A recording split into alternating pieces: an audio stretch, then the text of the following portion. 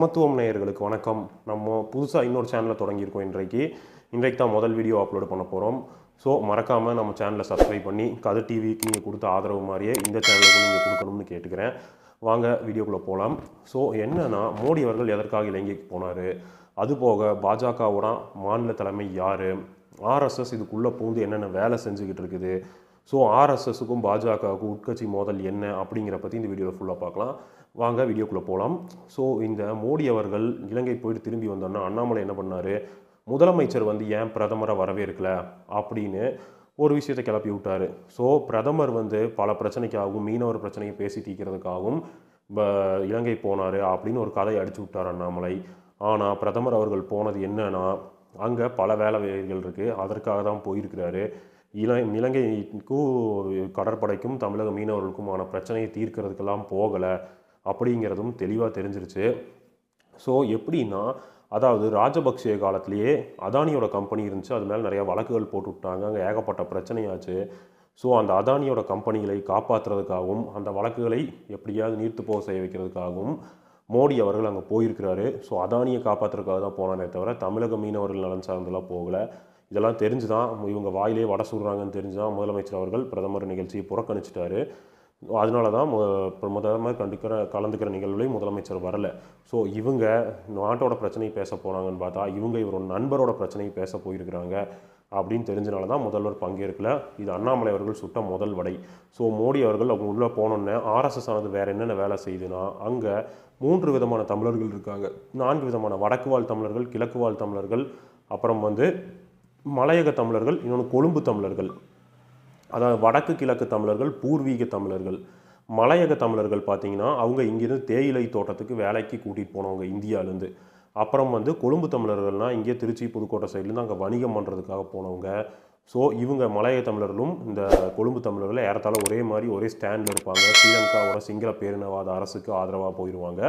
நம்ம தலைவர் பிரபாகரன் அவர்களுக்கு ஆதரவாக இருக்க மாட்டாங்க என்றைக்குமே. அவங்க அந்த காலத்துலேருந்து இப்போ வரைக்கும் அப்படி தான் இருக்காங்க. அது போக சிங்களர்களோட ரொம்ப இணக்கமாகவும் இருப்பாங்க.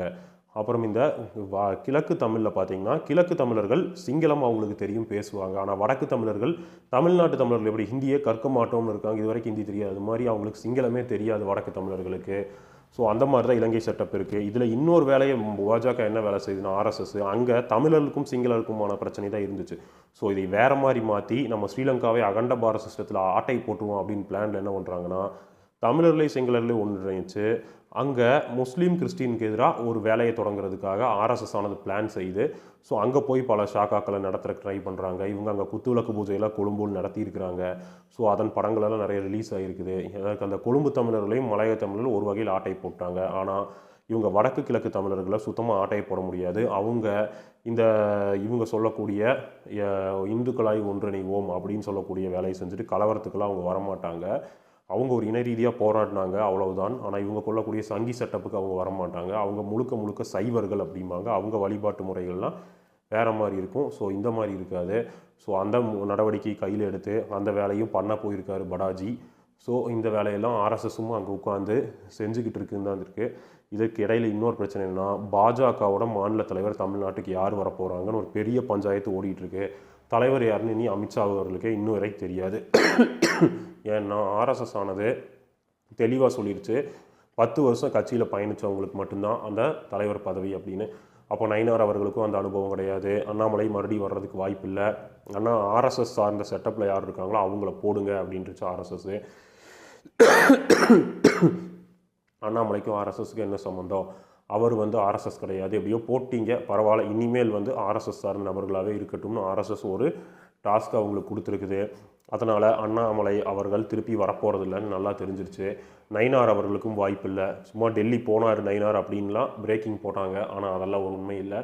ஆர்எஸ்எஸோட பேக்கிங்கில் இருக்கிற ஒருத்தரை தான் கொண்டு வர போகிறாங்க. இதுக்கு இடையில பார்ப்பன லாபியும் சண்டை போட்டுச்சு, ஒரு பார்ப்பனர்கள் கொண்டு வரலாமான்னு. ஆனால் அவங்களுக்குள்ளே அதுக்கப்புறம் சமரசம் பண்ணிட்டாங்க. தமிழ்நாட்டில் பார்ப்பன போட்டால் செல்ஃப் எடுக்காது பிஜேபி. இலகணேசனில் இருந்து பார்த்தாரு, என்னாச்சு, வளர்ச்சியே இல்லையே. ஸோ அதனால் நம்ம சூத்திரர்களை போட்டு அவர்கள் மேல் ஏறி சவாரி செய்வோம். அவர் பதவின்னு வந்தால் எப்படி நிர்மலா சீதாராமன் அவர்கள் எல்லாம் மேலே கொண்டு போய் வச்சோம், அந்த மாதிரி கொண்டு போய் வச்சுக்கலாம். உங்களுக்கு அந்த மாதிரி ஒரு சொகுசாக இருந்துக்கோங்க, நீங்கள் ஏன் கஷ்டப்படுறீங்கன்னு பார்ப்பன லாபியையும் சமாதானம் செஞ்சுட்டு வேற ஒரு ஆர்எஸ்எஸ் முகத்தை தான் கொண்டு வந்து போடுறதா பேச்சு அடிபடுது. ஸோ அதனால தான் அண்ணாமலை அவர்கள் நம்மளை மாற்ற போகிறாங்கன்னு தெரிஞ்சுதான் டாஸ்மாக் ஊழல் அது இதுன்னு போய் பேசிட்டு அலைஞ்சார். ஸோ இந்த அண்ணாமலை அவர்கள் கொஞ்ச நாளைக்கு முன்னாடி இலங்கை போனார் இல்லை, எதற்குன்னா நான் இப்போ சொன்னேன் பார்த்தீங்களா, அங்கே போயும் மத ரீதியாக ஒரு வயலன்ஸ் வந்து பண்ணலான்ட்டு அந்த பிளானுக்கு தான் போயிருக்கிறாங்க. ஸோ இவங்க இங்கே இந்தியாவில் மட்டும் இல்லை இலங்கையிலையும் போய் மத ரீதியாக ஒருங்கிணைத்து அது மூலமாக ஏதோ அரசியல் லாபம் அடையலாமா அப்படின்னு வேலையை ஆர்எஸ்எஸ் ஆனது செய்யுது அப்படிங்கிறத நம்ம தெரிஞ்சுக்கலாம். ஸோ இதைய என்னாச்சுன்னா அங்கே போய் இந்த வேலையை செஞ்சுக்கிட்டு இவங்க திரும்பி இங்கே வரும்போது முதலமைச்சர் வரவேற்கலை. அதனால தான் முதலமைச்சர் பிரதமர் வந்து மக்கள் நலனுக்காக போயிருக்காரு, அவரை வரவேற்கலை அப்படின்னு அண்ணாமலை மறுபடியும் ஒரு இதை போட்டு பார்த்தாரு. ஸோ இப்படியெல்லாம் டெல்லி தலைமைக்கு ஐஸ் வச்சோம்னா மறுபடியும் நம்மளை தொடர விட்டுருவாங்களோன்ட்டு. ஆனால் அண்ணாமலை அவர்கள் மாற்றப்படுறது தான் அப்படிங்கிறதும் தெரிஞ்சு விட்டது. அப்புறம் வந்து யாரை தலைவராக போடுறதுன்னு பாஜகவானது ரொம்ப பிளான் பண்ணிட்டு அலையுது. ஸோ அப்படி இருக்கும் பொழுது தலைவராக இங்கே ஒரு ஆர்எஸ்எஸ் முகம் தான் வரும்னு தெரிஞ்சோன்னே பாஜகவோட தலைமைக்கே இங்கே யார் இருப்பாங்கங்கிறது இன்னை வரைக்கும் ஒரு முடிவு தெளிவில்லாத ஒரு முடிவாக தான் இருக்குது. அறிவிக்கும் போது தான் நம்மளுக்கும் தெரியும்.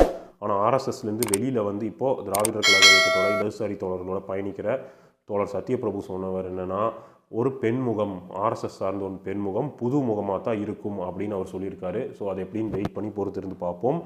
அதுக்கப்புறம் இன்றைக்கி பார்த்தீங்கன்னா என்டிஏ கூட்டம்னு சொல்லி அமித்ஷா அவர்கள் இங்கே வந்து அவர் பங்கேற்கிற எடப்பாடி அவர்கள் அதிமுக சேர்ந்த தலைவர்கள்லாம் வந்து கூட்டணி இன்னைக்கு உறுதி பண்ண போகிறாங்க நியூஸ் ஓடிட்டு இருந்துச்சு. அதில் அதிமுக அலையன்ஸ்னு இல்லாமல் என்டிஏ அலையன்ஸ்னு பின்னாடி பெயர் பொருத்தப்பட்டிருந்தது. ஒரு சர்ச்சையாகவே இருக்குது.